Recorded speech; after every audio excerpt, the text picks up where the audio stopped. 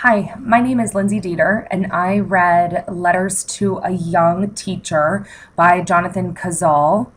I believe that there's a few main points in this book, but the one that I most that I thought that was the most important, Jonathan Cazal is writing letters back to a former student named Francesca, who is a first grade teacher in an inner city school.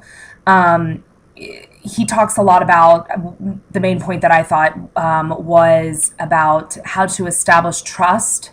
And how important it is to establish trust with your students, but and also to establish trust with their parents. Francesca talks about a particular student in her class who is determined to not like her or any of the other students. And the author talks a lot about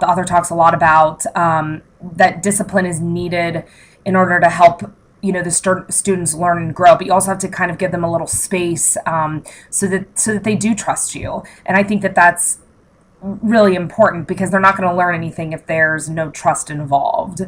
Another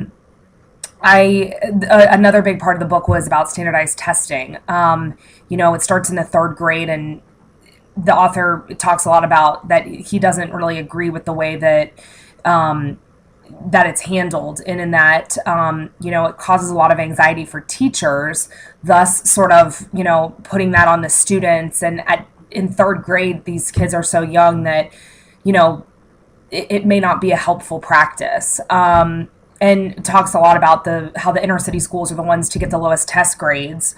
And it's sort of a compounding problem that then, because they have the lowest test grades, they don't get the funding that is needed in order to buy newer supplies and up-to-date textbooks and all these kinds of things, so that they are more prepared for these tests. So it kind of just sounds like it's a compounding problem, that it just like a hamster on the wheel, like it just keeps going round and round.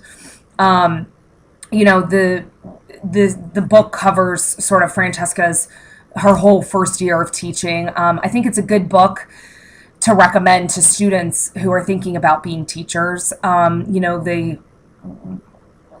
There's a big, I didn't really like, I wish I would have seen more of maybe Francesca's letters, and not just the author writing back, because it's just sort of his one opinion. But I think it would be a good, just to sort of see what you might get for your first year in an inner city school. So other than that, I did enjoy it, and it does give you a lot of good perspective. Thanks.